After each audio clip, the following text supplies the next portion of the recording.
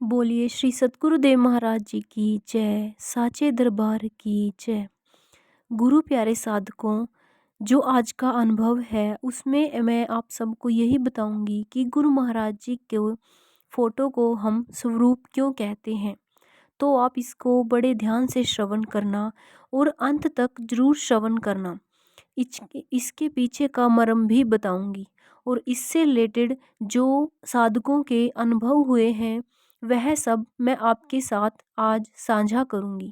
तो आज आप इन अनुभवों को अंत तक जरूर श्रवण करें। तो चलिए सुनते हैं आज के दिव्य अनुभव। गुरु प्यारे साधकों, गुरु की फोटो को स्वरूप हम आज से नहीं बल्कि पुरातन से श्रवण करेंगे, अर्थात स्वामी विवेकानंद के समय से। तब भी कैसे एक गुरु कृपा किया करता था अपने स्वरूप के माध्यम से। आज तो हम जानते ही हैं महाराज जी के भी शिष्यों के अनुभव मैं आपके साथ जरूर शेयर करूंगी। पर उससे पहले एक पुरातन कथा स्वामी विवेकानंद जी के गुरु राम श्री कृष्ण परमहंस जी की कथा को श्रवण करेंगे। उसके पश्चात फिर हम गुरुदेव श्री आशुतोष महाराज जी के शिष्यों के अनुभव को श्रवण करेंगे। यह बात उस समय की है जब रामकृष्ण परमहंस जी अपने शिष्यों के साथ आश्रम में थे। ठाकुर श्री राम श्री कृष्ण परमहंस भीतर अपने कक्ष में थे। बाहर सभी शिष्य मिलजुल कर योजना बना रहे थे। वे आपस में धीरे धीरे खुसर फुसर कर रहे थे। गुरुदेव गुस्सा करेंगे, वे नहीं मानने वाले। कितनी बार उनसे आज्ञा लेने की कोशिश की है हमने, पर हर बार वे इनकार ही कर देते हैं। इस काम के लिए राजी ही नहीं होते। एक बार भी कहीं हम विफल ना हो जाएं। वो उनके शिष्य यानी जो आपस में गुफ्तगू कर रहे थे कि कैसे गुरुदेव को मनाया जाए, किसके लिए। तो चलिए श्रवण करते हैं।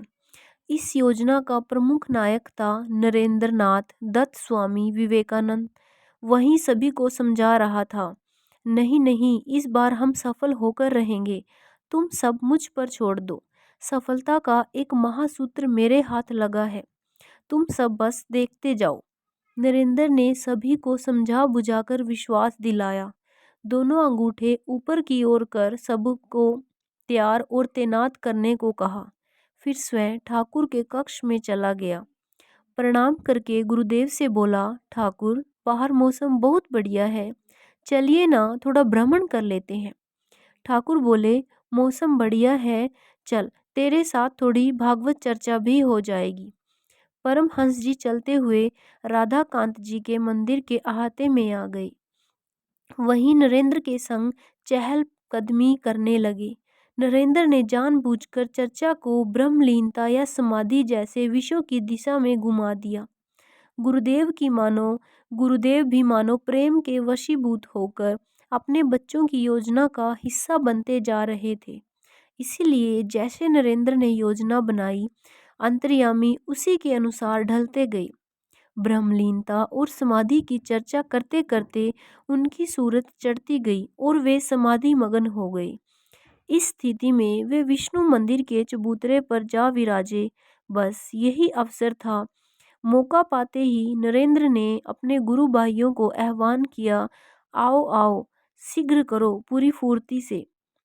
गुरु भाई दौड़े दौड़े आए। उनके साथ चंद्र भी थे, अविनाश चंद्र, जो उस जमाने में कोलकाता के सबसे मशहूर फोटोग्राफर, संस्था बोर्ड एवं बहुत अच्छे फोटोग्राफर थे। परमहंस जी के गृहस्थ शिष्य भावनाथ चट्टोपाध्याय उन्हें अपने साथ लेकर आए थे। सभी शिष्यों ने बड़ी मुश्त से अविनाश दा के साथ कैमरा, छतरी आदि यंत्र स्थापित किए। परमहंस जी को केंद्र में रखकर फोटो खींची। सब कुछ आपाधापी में हुआ।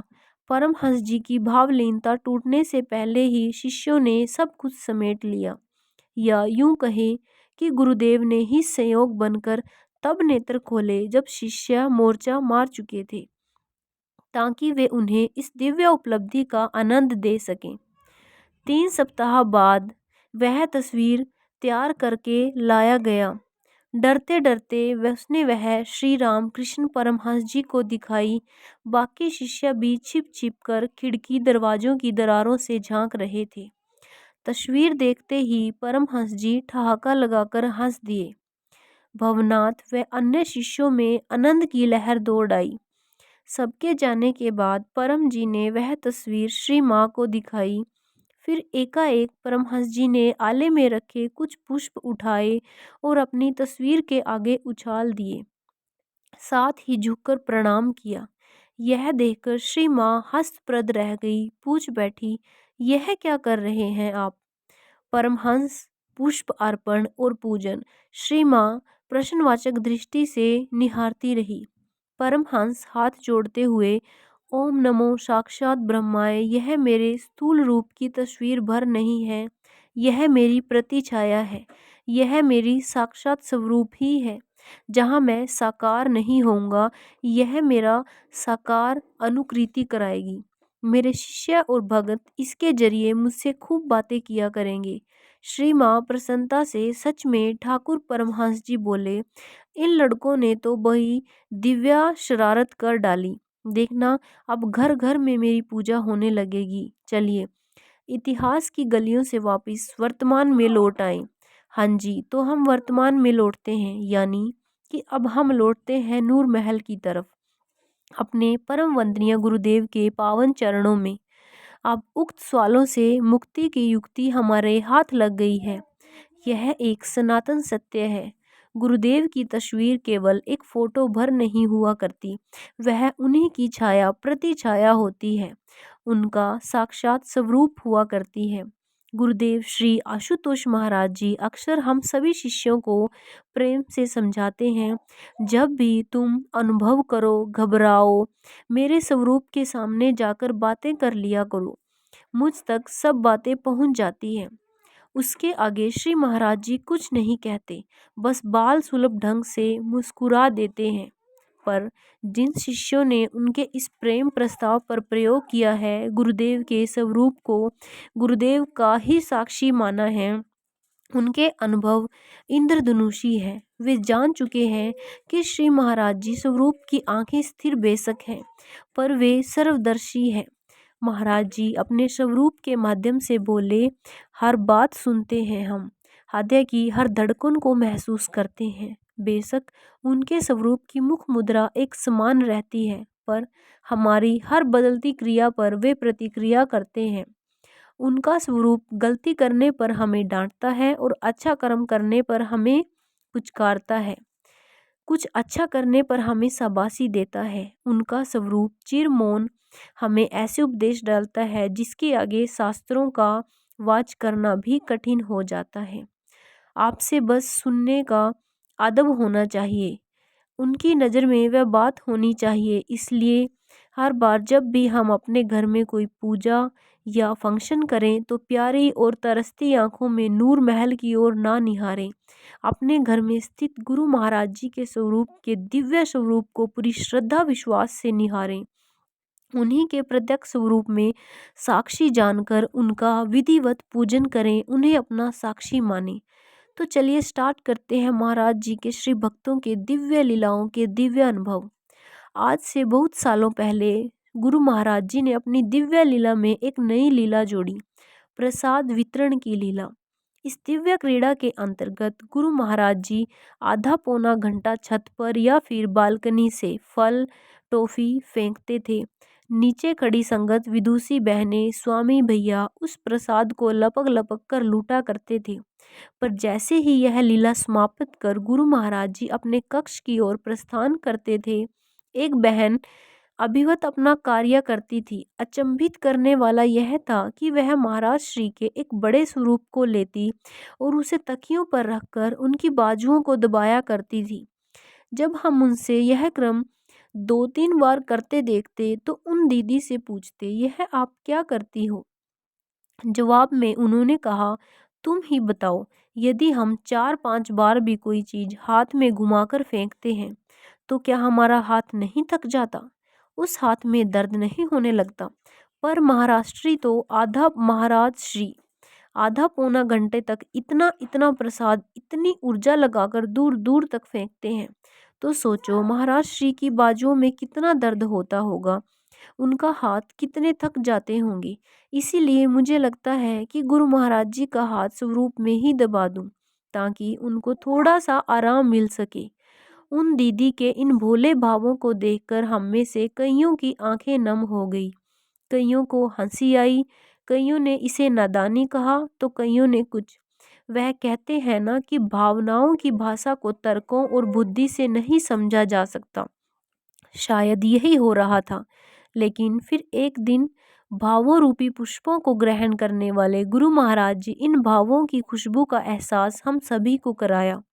उस दिन गुरु महाराज जी प्रसाद वितरण के बाद कोई कारण जानकर मुझे अपने कक्ष में बुलाया। महाराज जी ने अभी भगवत चर्चा शुरू ही की थी कि अचानक वे अपनी दोनों बाजुओं कर पकड़ कर बोले, यह हमारी बाजुओं को कौन दबा रहा है? कोई हमारे हाथ दबा रहा है। यह सुनकर मैं दंग रह गया। फिर मैंने अपनी बुद्धि लड़ाकर कहा, महाराज जी कहते हैं कि 33 करोड़ देवी देवता हैं, उनमें से कोई भी आपकी सेवा में हाजिर हो सकता है। महाराज जी कहते, नहीं, यहीं पर कोई है जो मेरी बाजुओं को दबा रहा है। गुरु महाराज जी का इतना कहना था कि मुझे एकदम से वह दीदी याद आ गई। मैंने कहा, महाराज जी, मेरे ख्याल से यह वह दीदी है जो हमारे ही आश्रम में रहती है।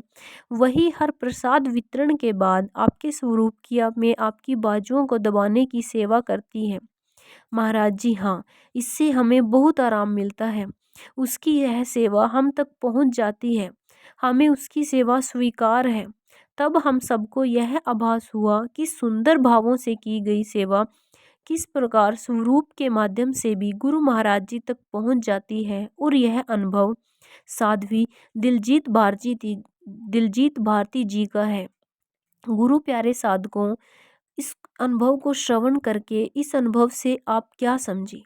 इस अनुभव से हमें यह सीख मिलती है कि प्रसाद हमारे लिए सरलार्थ लेकर आता है, कि कभी भी गुरु महाराज जी हमारी भावनाओं को ऐसे ही रुलने नहीं देते, बल्कि उन्हें अपने भक्त की हर एक भावना की चिंता हुआ करती है। वे हमारे अपने हर शिष्य की प्रत्येक भावना को ग्रहण करते हैं।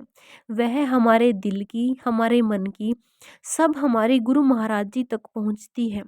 शायद इस अनुभव के माध्यम से हमने श्रवण किया है, कईयों ने उन दीदी जी का मजाक भी बनाया, पर जब गुरु महाराज जी के हाथ दबाया करती थी स्वरूप में, कईयों ने उनको भोली कहा तो कईयों ने कुछ। पर गुरु महाराज जी ने अपने भक्त को कितनी तवज्जो दी।